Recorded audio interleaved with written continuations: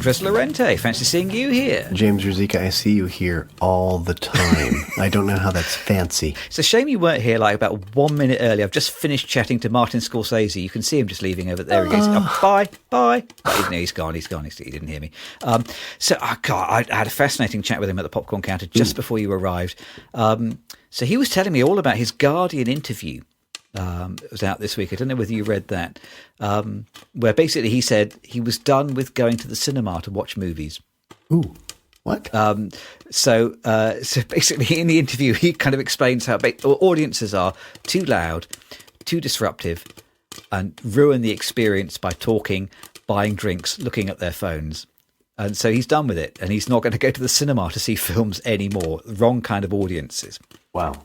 And I can see where he's coming from, frankly. Yeah. Yeah.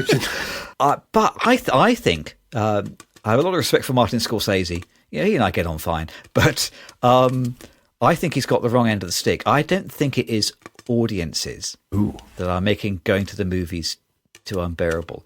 I think it is cinemas are cutting off their own feet. How does the metaphor work? Cutting off their own. There's some things you can cut off. You can cut off.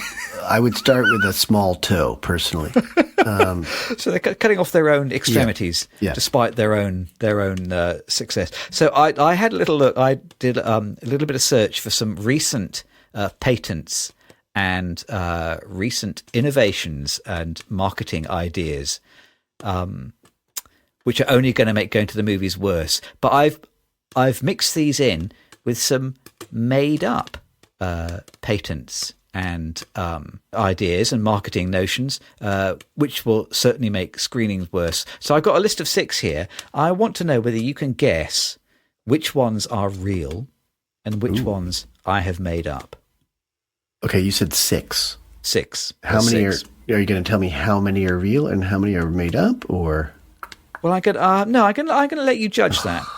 So we'll go one by one. I'll say real or invented. Yeah. Okay. So, right, the first one.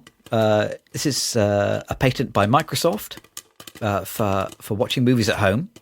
So the patent comes from something like 2013, and they propose putting a camera in your living room, and when you rent a movie, it will count how many people are in the room, and if there are too many people watching, it will stop the screening. A little bit like when you used to get a VHS tape or a DVD, and there would be a screen at the beginning of the movie that said, "This is for home use only, not for use in hospitals, care homes, oil rigs, etc." I don't know. Do you get that in the US? Did you get this warning? Yes. In Britain. Oh, yeah. Yep. So they have a patent to electronically enforce this. So if there are too many people watching the screening, then they will stop the screening. Alternatively, the same technology could be used to identify people and stop the screening either for whichever individuals are in the room or for the age of the people who are watching the film. That one, yeah. Is that real or is that fake? That one's completely real. Absolutely. It is completely real. It is US patent 201-202-78904A1. I looked it up. It is a real patent, yes. From 2013, did you say? I think from 2013, yes. Okay, it's truly dystopian. Yeah. Yes, the notion is that if you are watching a film with 5 other family members and a 6th family member comes in, then the film will stop until they either hide behind the sofa or leave the room. Yeah. It's one of those innovations which might be popular with Microsoft, but probably won't be popular with audiences. Anyone else? No. Yeah, that sounds very real to me, and that's sort of on the early end of the whole streaming generation, anyway, right? So this is for obviously something you're streaming. It's not if you rent a video or Well, I guess CD not. But I suppose, Okay. I guess not. But I mean, you can buy movies from the Microsoft Store or whatever, can't you? Yeah. I mean, you could supposedly own the film, but they can control how many people you can show it to. I don't know. Wow. Yeah, I mean, because now you can own it for a little bit more money, so presumably you could show that to as many people as you wanted. But if you were renting it, maybe there would be a different parameter there. You couldn't show it to anything more than a certain number of people. And obviously what you could do is you could get a small cutout of two people and just hold that in front of the camera. Ooh. People would work on a way to fool this technology, I guess, wouldn't they? Yeah. And frankly, who wants to have a camera in their living room anyway? Well, you have one. That's the reason I'm thinking it's exclusive to streaming, because you do have one on your computer. Period. That's true. You're right. Yes. That camera right there. You could put a piece of tape over it or something like that. That's what people do, isn't it? I remember seeing a video where Mark Zuckerberg was at sort of Facebook being interviewed or whatever, and people pointed out that he had put a little bit of tape over his camera on his laptop. Yeah. I was thinking, if he's worried about people intrusively using the camera on your laptop, then we need to be genuinely worried, because he's the person who's doing it.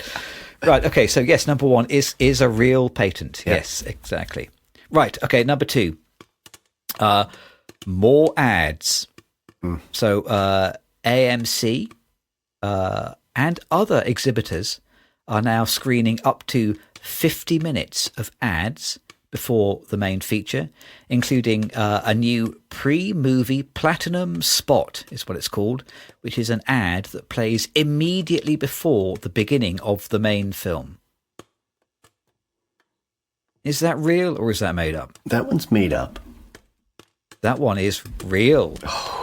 So AMC have got a pre-movie platinum spot where they charge advertisers more to fit their advert in exactly just before the beginning of the film. So people who have dilly-dallied or bought popcorn or thought, well, it'll be 20 minutes of trailers, so let's not bother seeing that. We'll only turn it for the actual film. They still get to see the advert. Wow. That's okay. 50 minutes sound like too much for me. I would never go to a film This is that early. way too much. Oh my God. And then the other thing is, for me, I would be more willing to understand if someone wanted to actually put an advertisement into the film somehow. Like the whole theater at a point in the film, there are a couple commercial breaks. It makes no sense to me, but it makes more sense to me because everyone's watching there and everyone's there already. You know, there are no latecomers. There's no one who's trying to just miss all the advertisements.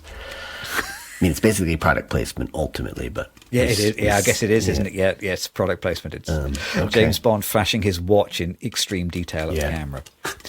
That's a real thing. Okay. Wow. Right. Number three.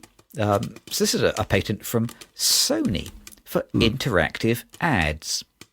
So I know it's another home entertainment patent where Sony will show you ads while you watch your entertainment, but you can skip the ad if you shout out the name of the brand or the product. So, for example, they might show you an advert for McDonald's, and in order to skip the advert, you have to shout at the top of your voice, McDonald's, and then they will skip the ad and go back to your usual programming. Is that real or is that made up? That's made up. That is real. Oh, come on. That is a real patent from Sony. What do they get out of hearing someone shout the name of the product? It's literally a shout out. It is a shout out. They say in their kind of this blurb about this patent, they say this way, even skipping an ad involves engaging with it. That's interactive. That's not what I was thinking. So yes, positively nightmarish. And also, but I tell you what, you can really imagine that would work as well, wouldn't it? Because once kids get used to the notion that the advert comes on, everybody hates skipping ads. But if you could shout out McDonald's at the top of your voice and you can skip the ad, that's more invidious than watching the ad in silence. I would rather watch the ad in silence than shout out the name of the company. But yes, how it drills itself into your head. Yep, it's a real thing. Wow. All right. I'm not doing very well here. Right. Next one. Upcharging for premium formats. So a lot of films these days advertise that they have been shot for IMAX using IMAX cameras. Yeah. But instead of charging you the normal price to see the film in the way that it was supposed to be seen, if you pay the normal price, you get a reduced format where you have to see the film letterboxed and you can't see everything that was shot. And you have to pay extra to actually see the whole film the way that it was intended to be seen in the way that it was shot. It's so upcharging for premium formats. So you have to pay extra just to see the actual film, the default version. Yeah. Yep. Is that real or is that made up? Okay. I've got a strategy. It's real. Everything's real. It is real. Yeah. It is real. Yep, you are right. I think you might have cottoned onto my strategy now. Yes. This is a real thing. Yes, exactly. so yeah, all the places that are charging extra for IMAX, that should be the default because it was shot for IMAX. Yeah. They tell you in the advertising, shot for IMAX. But if you want to see it shot, the way that it was intended to be seen, you have to pay extra. And if you pay the normal ticket price, you get a bastardized, watered down, smaller version. God. Nickel and diming us. Well, they are, aren't they? What do you guys say? Exactly. Do you say 1 pence and 2 pencing us or something like that? Pensing and Funnily pensing enough, us? nobody says 1 pence and 2 pence, but we should do. Yeah, we say nickel and diming. Okay. Right, number 5. Yeah. Okay. Voice recognition advertising. So this patent will deliver personalized ads to you, no matter what device you're watching on, because it has a microphone which recognizes your voice. So it identifies you. You can tailor ads to your personal interests and preferences. And a similar patent can base ads on whatever the ambient noise that the microphone picks up is. So if it picks up pet noises or cooking noises or a baby's cry or the sound of construction or vehicles, it can base the adverts that it serves you on those sounds. So it's like having Alexa constantly monitoring you and delivering the adverts that it thinks will most influence you based on recognizing your voice or your surroundings. Wow. This is very Minority Report. I feel like. It is, Yeah, yes. the retinal scan ads or whatnot. Who would have thought that would become real? Yeah, I'm going to say true. This was true. It is true, yes, unfortunately, it is true. Terrifying, unbelievable. So not necessarily something that someone has built yet. Yeah. But I'm sure that tailored advertising is popular with advertisers, but I don't know anybody who's a consumer who likes the idea of tailored advertising. Exactly. And yet we've got no choice. Yeah. For me, I feel like advertising in general is just an invasion of privacy. And I wish we looked at it legally from that perspective. But this kind of future advertising is certainly an invasion of privacy. If they're grabbing noises from your house or other sounds or hearing your voice and then deciding what you'd like, that's serious invasion of privacy. Absolutely shocking, yes. And will we have any choice? I mean, probably not, I'm guessing. Well, and a little bit like sort of Netflix and Disney these days, they will do a reduced tier if you accept adverts on the platform. Oh, wow. And I think generally Netflix wants everybody to be on the advertising tier because they make more money out of that than paying the extra money to have the no ads. Yeah. So ideally, they want everybody receiving ads. Yeah. It's in a few years' time, we're just going to be back to commercial television with ad breaks every 15 minutes. Absolutely. But it would be worse because the ad breaks will be listening in on you, and trying to deliver adverts based on what you were talking about. Yeah. Oh, okay. There's one more of these. Okay. So tell me whether you think this is a real thing or not. This is a patent by Apple for anti-recording measures. So infrared emitters automatically disable recordings from smartphones. So the idea is that you will put these up in theatres, at concerts, anywhere where there is entertainment being shown, and these emitters will automatically disable your iPhone or your smartphone from recording what you're watching. So you can't put up clips of the concert on YouTube, or you can't record the movie. You can't do anything with your camera because it's been disabled. Is that a real thing, do you think? I want to say that it's not a real thing, but it's real. You are exactly right. It is real. This is a real patent from Apple. So all of the things are real. Yes. Yeah. So this is being sold as an anti-piracy measure. Yeah. So they're saying, this will stop people pirating things. Yeah. But as we have seen just this week, so riots in Los Angeles happening right now as we record. I assume the obvious use for technology like this is for the police, isn't it?